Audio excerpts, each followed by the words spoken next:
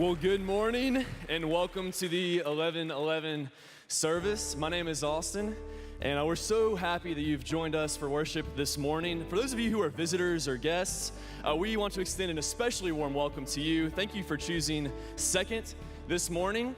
In fact, as you walked in, you should have received a worship bulletin, and inside that worship bulletin, there was a card that says Visitors. That's for you. If you wouldn't mind, please go ahead and fill that out. And there's going to be an offering plate that's going to be passed down your aisle later today or later this service. If you would, just drop it off there. That's our way of simply connecting with you and wanting to follow up with you after today's service has ended. So we're so excited that you're here. We're going to continue to worship, but now by doing so, by celebrating those being baptized. In imitation of our Lord and Savior, Jesus Christ, and in obedience to his divine command, we baptize James Thomas Garrett in the name of the Father, the Son, and the Holy Spirit.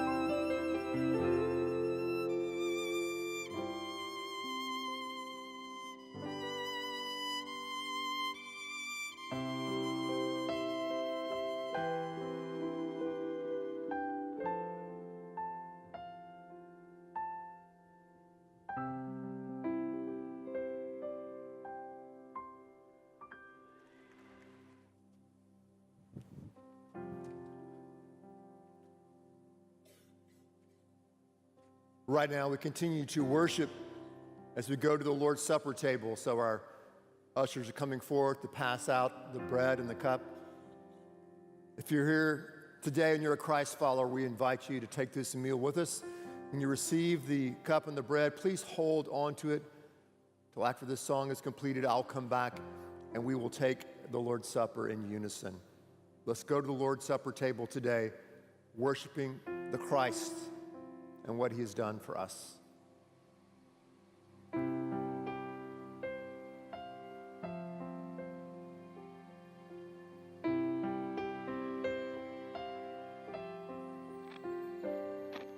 Behold the Lamb of God who takes away our sin.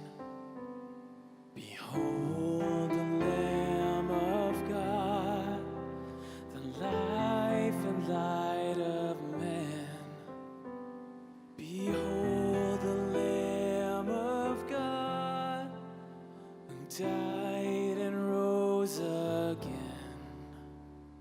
Behold the Lamb of God who comes to take away our sin.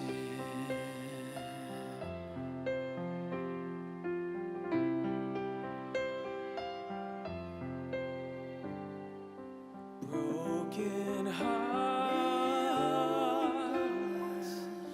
falling far near. Behold the sin of man.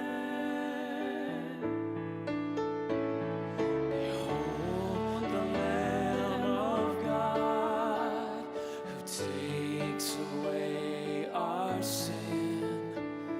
Behold the Lamb of God, the life and light of man. Behold the Lamb of God who died and rose again. Behold the Lamb of God who comes to take away our sin.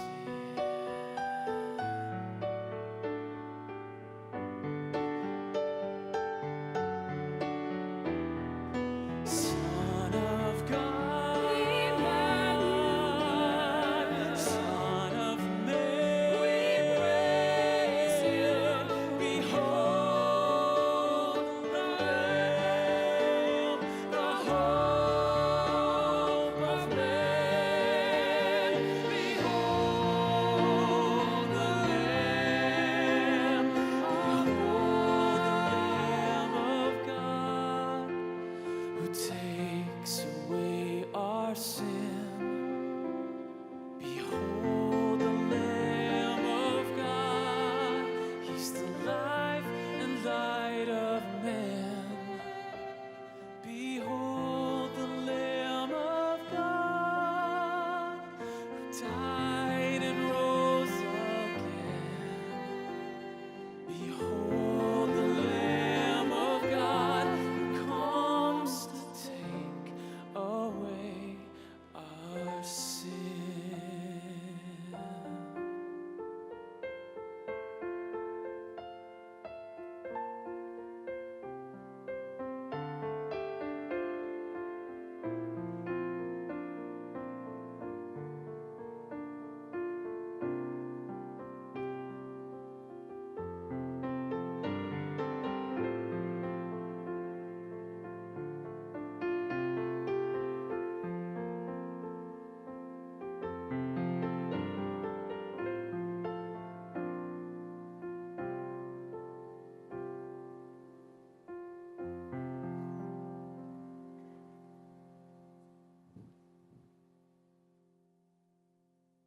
This bread represents the body of Christ, which was broken for you and broken for me.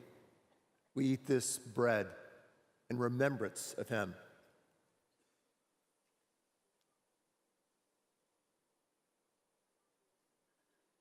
This is the cup. It represents the blood of Christ shed for our sins.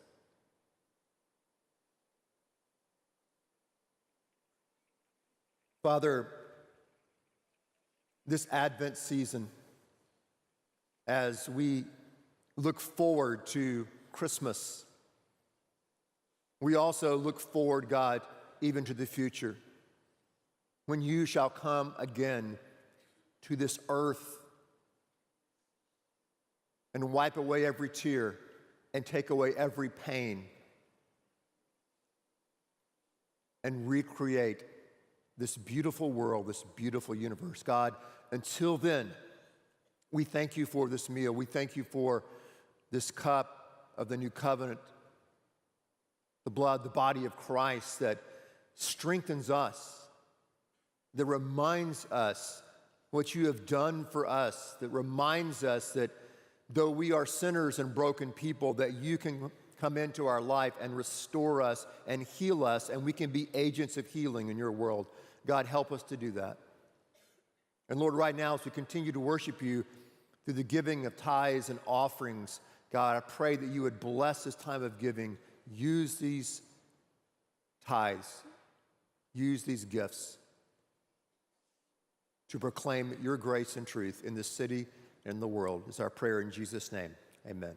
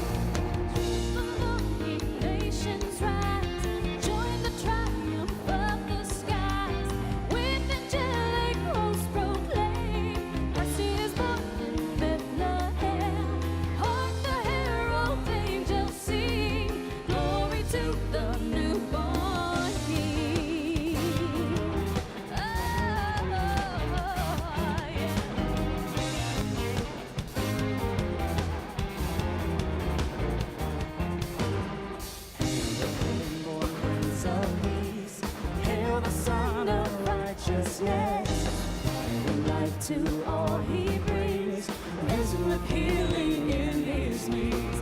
Mighty lays his glory by, born that man no more may die, born to raise the sons of earth, born to give them second birth. Hark the herald angels sing, glory to the newborn King.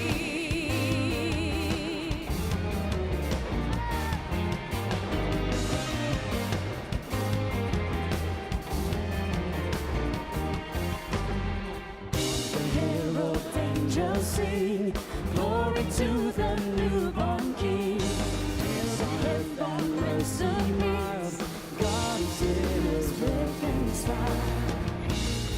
To all he brings, risen with healing in his wings. Born to give them second birth. Hark the herald angels sing, glory to the newborn King.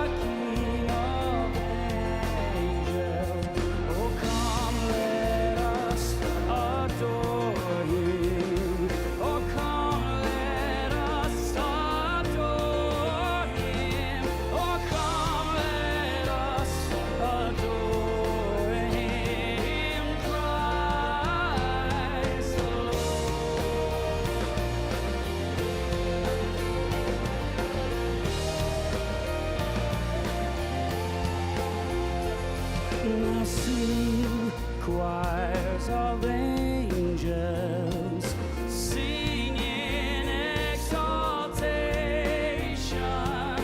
sing all ye citizens of heaven above.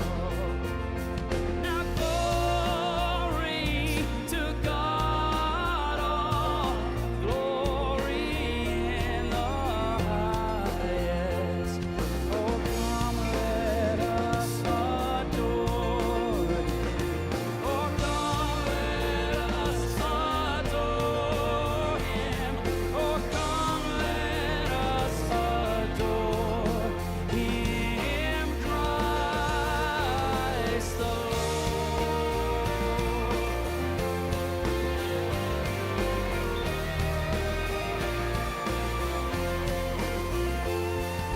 Yea, Lord, we greet Thee.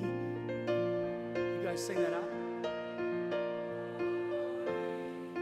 Jesus, to Thee be all glory. Word of the Father, now in flesh appearing. Oh, come let us adore Him. Oh, come let us adore Him. Oh, come let us adore Him, Christ the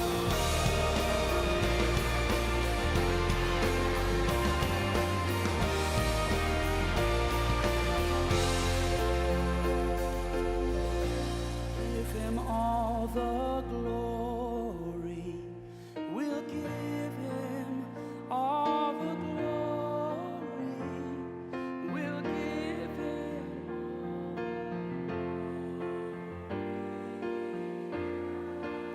Yeah, we'll praise His name. We'll praise His name forever. We'll praise His name forever. We'll praise His name forever.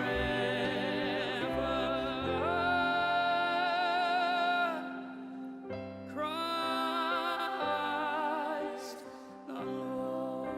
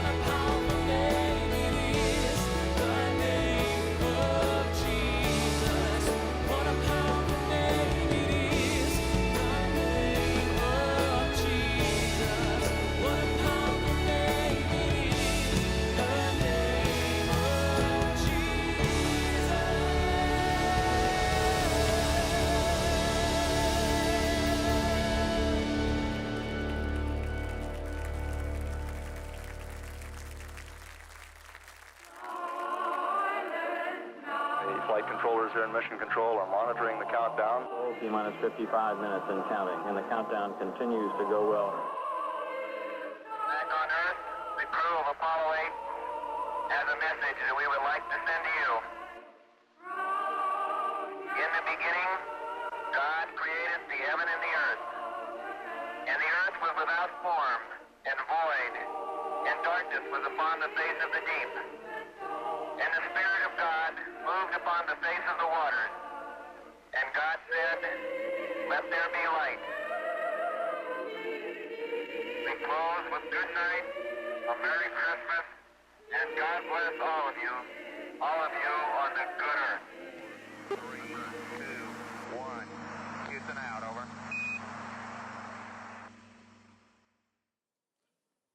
What's on your refrigerator door right now? Think about it. Over the years, we've put all kinds of things on the door of our fridge. Perhaps on the door of your fridge right now, especially if you got little ones, is the weekly schedule, the taxi Uber route for mom and dad for that week, if you know what I mean. Maybe it's a photograph of someone who just graduated from high school and they're in college now and you haven't taken it down yet and it's still up on the fridge. Or maybe it's a Christmas card. You've already got your Christmas card up there. It's on the fridge from a friend so someone can see. Maybe on your refrigerator door there's a warning sign because you don't want to put on those holiday 10 pounds and it says, "Warning, do not drink the eggnog." At least not all of it. Or maybe on your refrigerator door, there is a masterpiece, a work of art. My mom was an artist, and she was a painter, and she could draw. She was very gifted. And when we were growing up in our home, she would put works of art on our refrigerator door. Not her art, but the art of some 3- and 5-year-old little boys, some finger paintings that they had made in pre-kindergarten or Sunday school or whatever, and she would put that finger painting up there, or that incredible montage made of construction paper. Bam, right there on the refrigerator door for everyone to see. The KitchenAid Frigidaire Museum of Fine Art was the place where our brothers found our art. Now, why is that? Why do we do that? Why do we take something, if you have kids and you put that on the refrigerator door? Why do we do that? Well, as parents, obviously, we want to encourage our kids and tell them how great they are and show off their modernistic, surrealistic art or whatever they're trying to do there, right? But how about as a little kid? As a 3-year-old and a 4-year-old and a 5-year-old, why is it that we want to get our fingers all messy in paint or take out a big pencil or some Crayolas or those nice scissors that couldn't harm a soul and make something, a work of art? Why is that? And maybe a question we should all ask ourselves here today, whether if you're 5 years old or 25 or 55 or 75, is what's on your refrigerator door right now? And what does it mean? Well, as you know, these Sundays here, we're counting our way down to Christmas. We're getting there.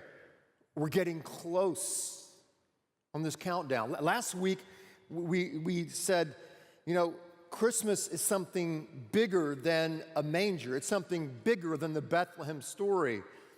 And we went into Plato's cave a little bit and talked about the divine mind and forms and ideas and how even before there was a creation, there was this God who had a mind and a purpose. He was called the Logos. So today, We're going to talk about Aristotle. No, I'm kidding. Today we're going to go, it kind of is actually, but today we're going to look at John 1. We're going through John 1 verses following, and we're going through this most important chapter of the Bible. Maybe the most important chapter in the entire Bible is John chapter 1.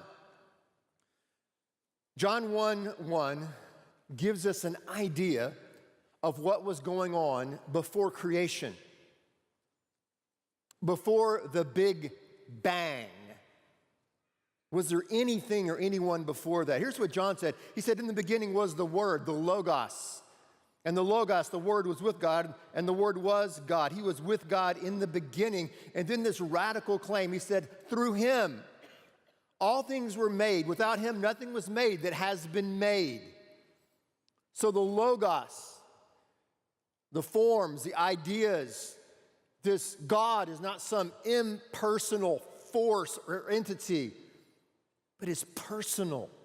And through this Logos, through Him, all things were made. Nothing was made that has been made that didn't come through Him. Paul would write a few decades before this that He is the image of the invisible God, the firstborn over all creation. For by Him all things were created. All things were created. Things in heaven and earth, visible and invisible, the thrones or powers or rulers or authorities, all things were created by Him and for Him, and in Him all things hold together. Creation. God. The Logos speaks order into chaos. That's what happened in creation. God spoke order into chaos. Creation shows us, in many ways, the handiwork, the masterpiece, the art of God. Advent, this countdown to Christmas, is something that's been going on for 2,000 years around the world. As Christians have gathered in churches, in homes, in mud huts, sometimes persecuted in prison in different parts on this planet, and they've been waiting and waiting and anticipating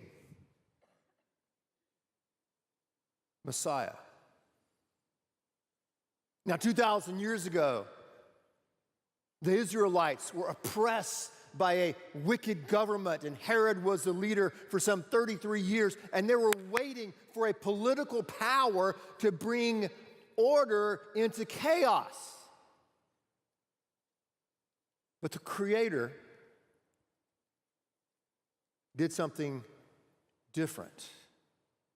The Creator, as we will look at next week, entered the creation in a crib. The ultimate God, ultimate reality, the Maker entered into this world in a manger. Why did He do that? We'll look at that next week as we count our way down to Christmas. But for now, let's go back to the refrigerator. Let's go back to creation. Let's go back to this Logos and why He created everything, why matter matters. Look at Ephesians 2, 8, and 10. Look at it on the screen in front of you. It says it's by grace that you have been saved through faith. And this is not from yourselves. It is a gift of God, not by works, so that no one can boast. What does that mean? That means that no one gets to go to heaven. No one receives forgiveness from God. No one becomes a son, a daughter of God on their own merit, by being good, by getting your act together, by being religious. No one is good enough. No one is righteous enough. Not Billy Graham, not Mother Teresa, not the Pope, not whoever you think is really, really holy. No one measures up. No one gets it. No one's good enough. It's by grace. By grace we're rescued. By grace we're forgiven. By grace. By grace. And even this faith that we have, it's a gift from God. This ability we have to trust in Him, to reach out and trust Him, it too is a gift. Thank you, God. Thank you. To what end? Look at verse 10. Gary Thomas talked about this so eloquently a couple of weeks ago. He said, why were we saved? Why were we rescued? Why does God give us this gift of life and salvation? It says, for we are God's handiwork. Isn't that great? We are God's masterpiece. We are God's work of art, created in Christ to do good works, which God prepared in advance for us to do. So the Logos is the creator. The creator God made this creation, and then he created us in his image so that we too might create. God designed you and designed me to realize, first of all, that our very life is to be a masterpiece, a work of art unto him. And then because we are made in his image, the image of this powerful, sovereign God, this Logos, because we're made in this image, he has made us to make. He has designed us to be designers. He has created us to be people, men and women, who create.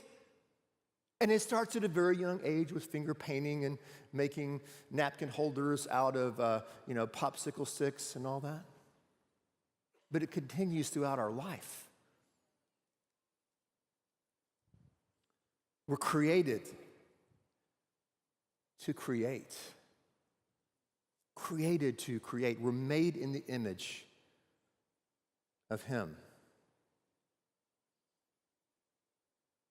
One of the ways we find meaning to what we do in this life is by creating. It's by taking our world and our life and bringing order to the chaos that may be there. It's what we do through work. Builders create buildings, and teachers create students and learners, and coaches, they make men out of boys, and you have all these people and all these professions, and investors make money for others. So we have all these people and all these jobs that we do, that we are making many times. We're creating. God made us to do that.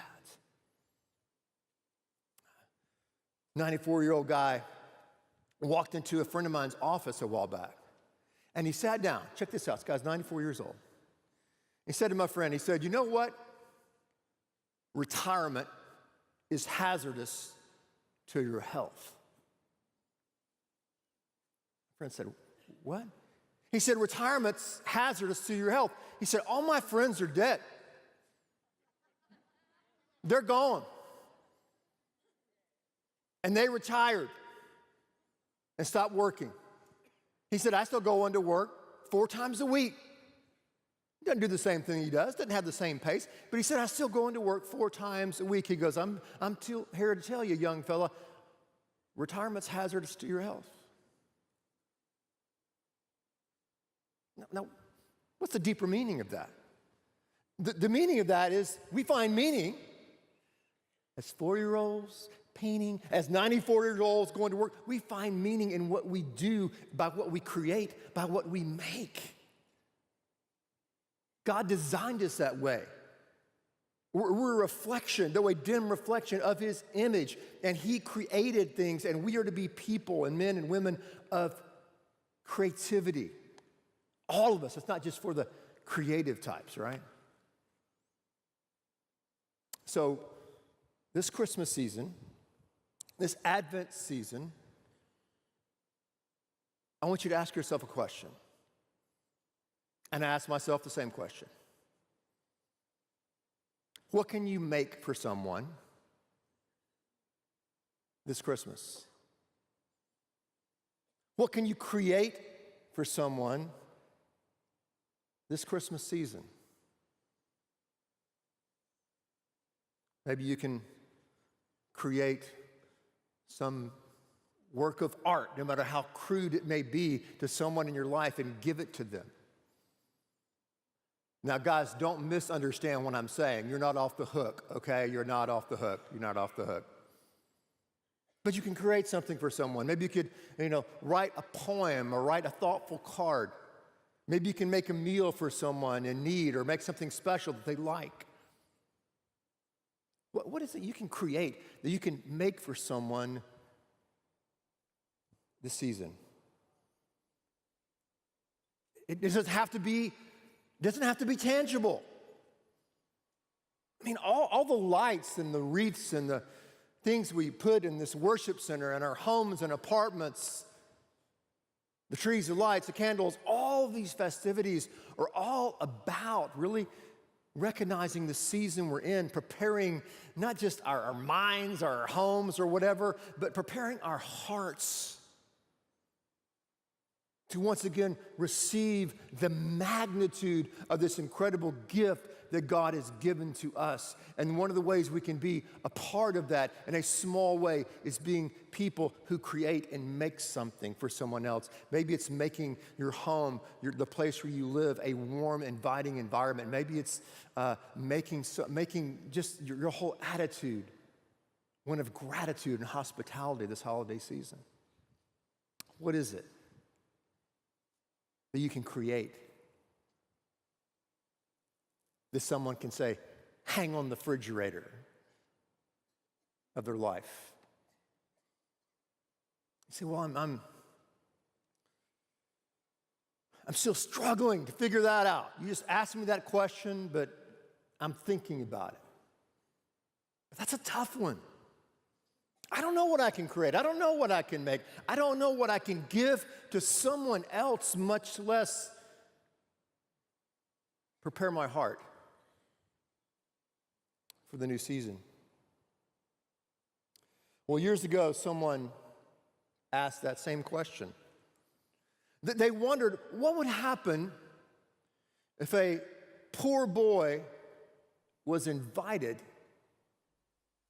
to the birth of a king.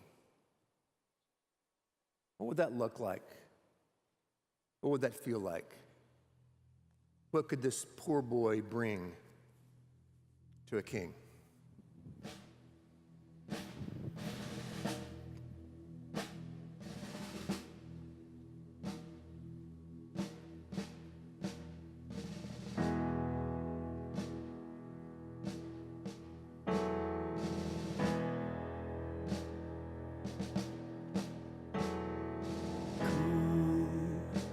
They told me, bum-ba-bum-bum, our newborn king to see, bum-ba-bum-bum,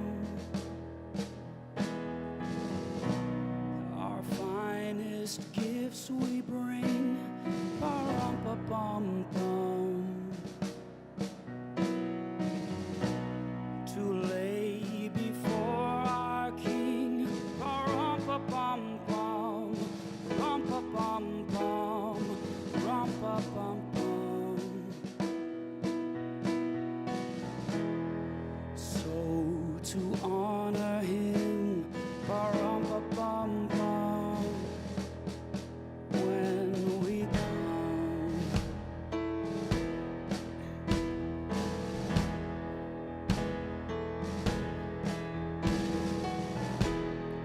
Baby Jesus, ba-rum-pa-bum-bum. I am a poor boy too, ba-rum-pa-bum-bum. I have no gift to bring, ba-rum-pa-bum-bum, that's fit to give our king, rum-pa-bum-bum, rum-pa-bum-bum, rum-pa-bum-bum.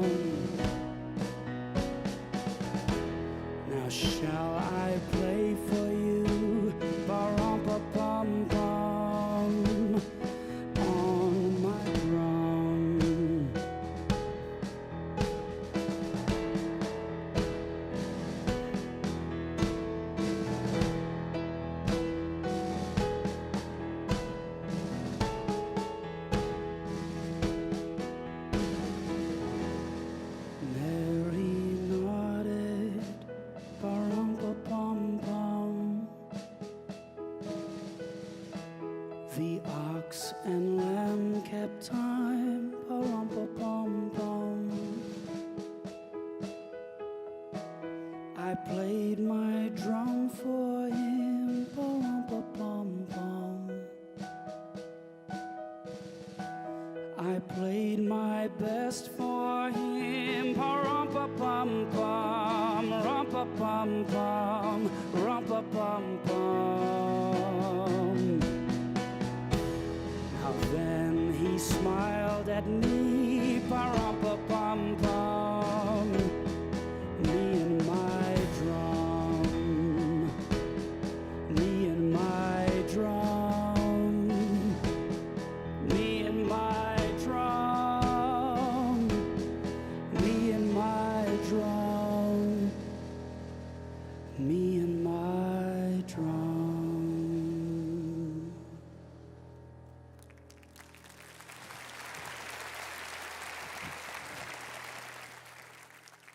Would you bow your heads for just a few minutes? Ask everyone to stay in their seat for just a few more minutes. We're about to have a time of invitation. If you're here today and you are wanting to connect and to be a part of this church family and to join Second, man, we would love to have you. Listen, God has created us to create and to make and to design, but He's created us to do life together with other people. So if God's leading you to Second, your family, if you're a couple, a single, a student, doesn't matter, and you say, hey, I need to join, man, I want to invite you in a few moments. We're going to sing, Oh Come, Let Us Adore Him. Just stand from where you're seated, make your way down these aisles, and there are pastors down front to greet you. And we'd love to have you. We all need a place to belong, a place to connect. Maybe here you're saying, hey, I don't know about joining, but I simply want to try to come back to God. And what does that look like? Or come to Him for the very first time. What does that look like? And you stand and come as well.